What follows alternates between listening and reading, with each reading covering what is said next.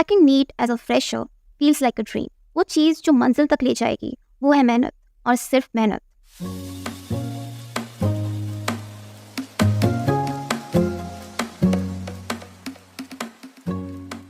आज की वीडियो में मैं एक रोड मैप आप सबके साथ शेयर करने वाली हूँ, which is inspired by my own journey. ये एग्जैक्टली वही है जो मैंने अपने नीट के टाइम पे फॉलो किया था।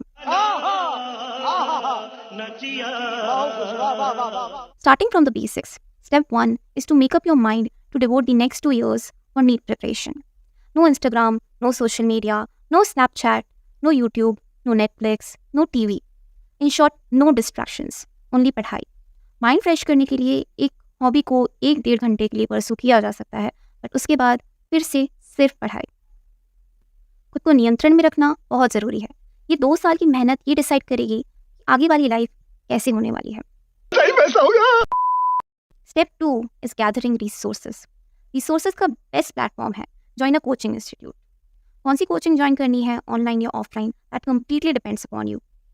दोनों के ही अपने फ़ायदे हैं। I don't really have any recommendations for that, क्योंकि हर कोचिंग में सेम सिलेबस कवर होता है, सब लगभग सेम ही स्टडी मटेरियल देते हैं, सब मॉक टेस्ट करवाते हैं, एंड ऑनलाइन यूट्यूब पर भी काफ़ी कंटेंट अवेलेबल है। सो बस कुछ ऐसा हो जो तुम्हारी प्रिपरेशन को आसान बनाए, ना कि उसे डिफ़िकल्ट बना दे। स्पेशली कोटा या किसी और सिटी में शिफ्ट होने से पहले अच्छे से सोच विचार कर लेना चाहिए। दैट कोटा और उसके स्ट्रगल्स पर मैं ऑलरेडी एक वीडियो भी बना चुकी हूँ, और बाकी कोचिंग हब्स का भी सेम ही हाल है।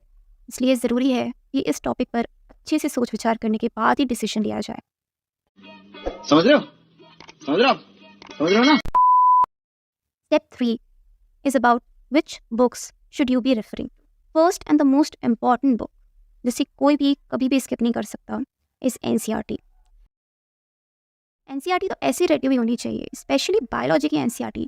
कोई नींद से उठाकर भी पूछे तो हम आंसर दे दें। Apart from NCERT, MTG publications की NCERT on my finger tips and previous year questions की book, they are very good. इसके अलावा क्वेश्चन प्रैक्टिस शीट्स जो कोचिंग से मिलती हैं, they are more than enough. इनके अलावा कोई भी बुक्स खरीदने की मेरे हिसाब से तो ज़रूरत नहीं है। मैंने भी 2-3 बुक्स खरीद ली थी ऐसी, जो मैंने कभी भी सॉल्व नहीं करी।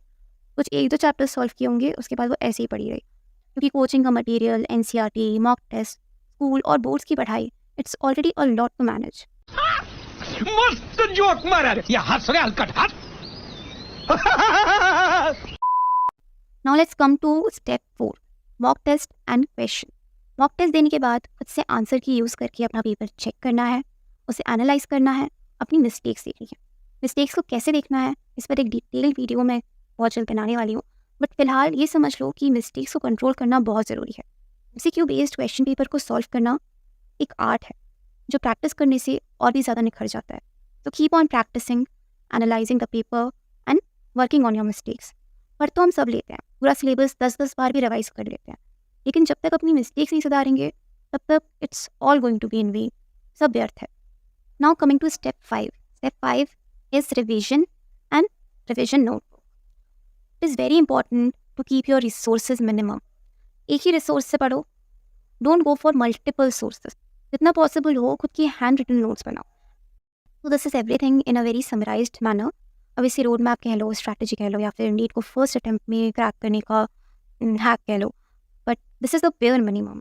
If you are a NEET aspirant, इतना तो करना ही है। That's all for today's video, and I'll see you in the next one. Bye.